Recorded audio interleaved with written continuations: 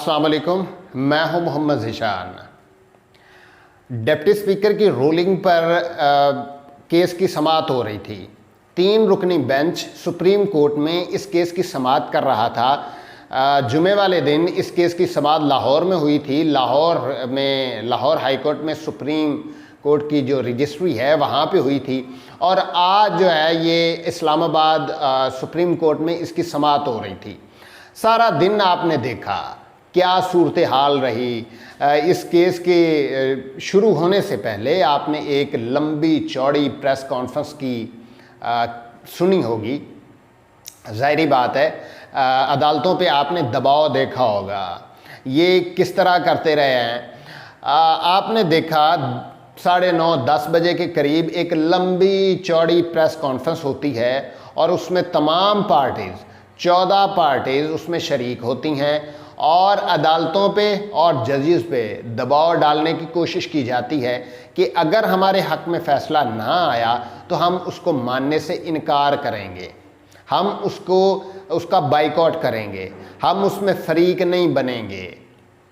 Full court की जो हुकूमत की तरफ से दरख्वास्त थी वो मुअज़्ज़िज़ अदालत और मुअज़्ज़िज़ जजेस साहिबान ने मुस्तरद कर दी है, झुकने से इनकार कर दिया गया है। आपने देखा मुस्लिम लीग नून और जो ये सारा मुरब्बा है ये माजी में भी इस तरह के दबाव डाल के जजेस से फ़ैसले करवाते रहे हैं। ये इनको चाहिए जस्टिस क़य्यूम वाले की तरह के जजेस, और जिनको ये फ़ोन करवाते होते थे और करवा के उनको अपनी मर्ज़ी के फ़ैसले लिखवाया करते थे। आपने ऑडियोज़ देखी होंगी, नवाज़ शरीफ और शहबाज शरीफ ने जब ऑडियोज़ की थी और कॉल की थी जस्टिस क़य्यूम को, वो आपने सारी सूरत हाल देखी हुई थी। एक और चीज़, जस्टिस क़य्यूम के बारे में एक बड़ी इंटरेस्टिंग खबर ये है कि वो बड़े दबंग जज थे और ना बिकने वाले ना झुकने वाले और मेरिट पे फ़ैसले करने वाले थे। उनके बारे में ये था कि उन्होंने लाहौर एयरपोर्ट पर ही अदालत लगा ली थी। और अदालत क्यों लगाई थी, वो मामला ये था कि वो रोज़ाना जाते होते थे इस्लामाबाद में, वहाँ पे वो जॉब करते थे, सुबह शाम को आ जाते थे, सुबह वापस चले जाते थे।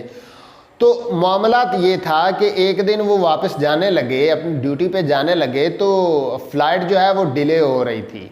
जब उन्होंने इंतज़ार काफ़ी किया, इंतज़ार करने के बाद एक वहाँ के जो मुलाजिम थे वो भी शायद अके हुए थे, तो उन्होंने जज साहब से आके कहा कि जज साहब जहाज़ को कोई मसला नहीं है, किसी सूरत कोई मामला नहीं है, प्राइम मिनिस्टर साहब के बेटे हैं उनका इंतज़ार हो रहा है, उन्होंने भी इस्लामाबाद जाना है। तो उन्होंने वहीं पे अदालत लगा ली, वहीं पे एयरपोर्ट का अमला भी बुलवा लिया गया और चीफ सेक्रेटरीज़ और ये सारे वहीं पे बुला लिए गए। और उस वक्त ये परवेज़ इलाही और चौधरी शुजात जो हैं इन्होंने मिन्नत समाजत करके इनकी जान छुड़ाई थी, और वज़ीर आज़म को भी बुलवा लिया गया और सारे पूरी मशीनरी जो है उसको वहाँ पे बुलवा लिया गया था। चीफ सेक्रेटरीज़, आईजीज़, जो इसमें सारे मुलव्वस थे सबको बुला लिया गया।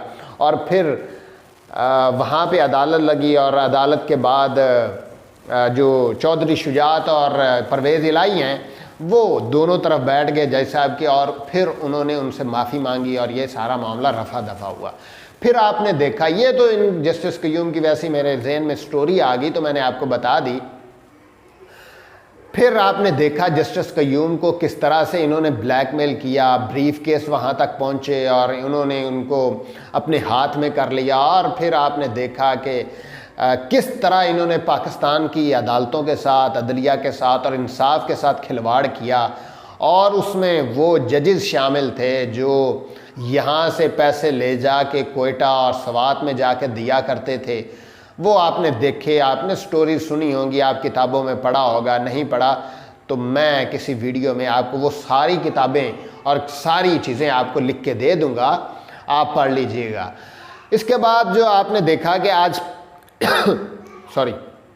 वापस हम पॉइंट पे आते हैं कि आपने प्रेस कॉन्फ्रेंस देखी, बड़ी लंबी चौड़ी प्रेस कॉन्फ्रेंस थी और उसमें अदालतों को दबाव में लाने के लिए प्रेस कॉन्फ्रेंस की गई थी और जजेस को ब्लैकमेल करने के लिए ये प्रेस कॉन्फ्रेंस की गई थी।